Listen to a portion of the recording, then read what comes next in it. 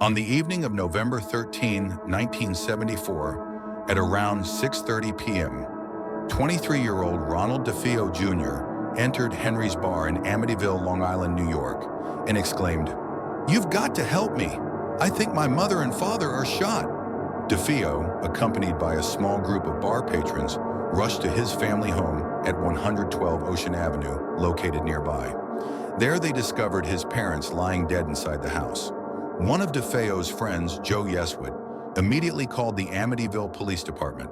Upon arrival, officers searched the house and found 6 members of the DeFeo family murdered in their beds. The victims were DeFeo's parents, Ronald DeFeo Sr., 43, and Louise DeFeo, 43, along with his 4 siblings, Dawn, 18, Allison, 13, Mark, 12, and John, 9. All 6 had been shot with a .35 caliber Marlin 336C rifle at approximately 3 a.m. that morning. The children were killed with single gunshots while the parents were shot twice each. Evidence suggested that Louise and Allison were awake at the time of their deaths. All the victims were found lying face down in their beds with no signs of struggle. Despite DeFeo's initial claim that the killings were carried out by a mob hitman named Louis Fellini, investigators quickly found inconsistencies in his story. By the following day, DeFeo confessed to the murders, telling detectives, "Once I started, I just couldn't stop. It went so fast." DeFeo admitted to discarding evidence, including his blood-stained clothing, the rifle, and spent cartridges, before heading to work as usual. Investigators determined that no sound suppressor was used on the rifle, and toxicology tests found no evidence of sedatives in the victim's systems, contradicting DeFeo's claim that he had drugged his family. Trial and conviction. DeFeo's trial began on October 14, 1975. His defense lawyer, William Weber, argued an insanity plea, supported by psychiatrist Daniel Schwartz, who claimed DeFeo was unable to recall the murders. However, prosecution psychiatrist Dr. Harold Zolan countered that DeFeo, while a user of heroin and LSD, suffered from antisocial personality disorder and was fully aware of his actions. The trial judge, Thomas Stark, called the murders the most heinous crimes committed in Suffolk County since its founding. On November 21, 1975, DeFeo was found guilty of 6 counts of second-degree murder. He was sentenced on December 4, 1975, to 6 consecutive sentences of 25 years to life. DeFeo remained incarcerated at Sullivan Correctional Facility until his death in 2021, with all appeals and parole requests denied. Motive and changing stories. The motive for the murders remains unclear. DeFeo's volatile relationship with his father, Ronald Sr., was well documented, and prosecutors suggested the murders were financially motivated, as DeFeo inquired about his father's life insurance policy shortly after the killings.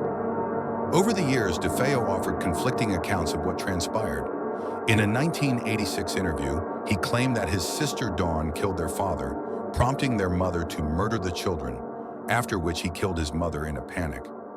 Later, he alleged that he accidentally killed Dawn during a struggle over the rifle. In another version of events, DeFeo claimed that he, Dawn, and 2 friends, Augie DeGennaro and Bobby Kelsky, committed the murders together out of desperation after his parents allegedly plotted to kill him. He accused Dawn of killing their siblings to eliminate witnesses, saying he killed her in a rage upon discovering her actions.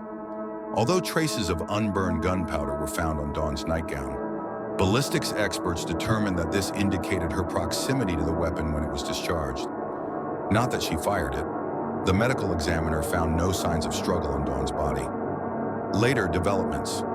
In 1990, DeFeo filed a motion to vacate his conviction, claiming that Dawn and an unidentified accomplice were responsible for the murders. He maintained that he only killed Dawn accidentally during a struggle. However, the court found his testimony and evidence unconvincing, citing contradictions in his statements and a lack of corroboration. Author Rick Osuna, in his 2002 book, The Night the DeFeos Died, claimed that DeFeo had confessed to committing the murders with Dawn and 2 friends. However, DeFeo later denied providing Osuna with any substantive information. Critics have noted the unreliability of DeFeo's numerous, ever-changing accounts. Skeptic Joe Nickel argued in 2003 that any new claims from DeFeo should be treated with caution. Cultural impact. The DeFeo murders became infamous following Jay Anson's 1977 book, The Amityville Horror, which chronicled the alleged paranormal experiences of the Lutz family, who briefly lived at 112 Ocean Avenue after the murders. The book spawned a successful 1979 film adaptation and numerous sequels. Though many of the paranormal claims have been debunked, the Amityville story continues to captivate AU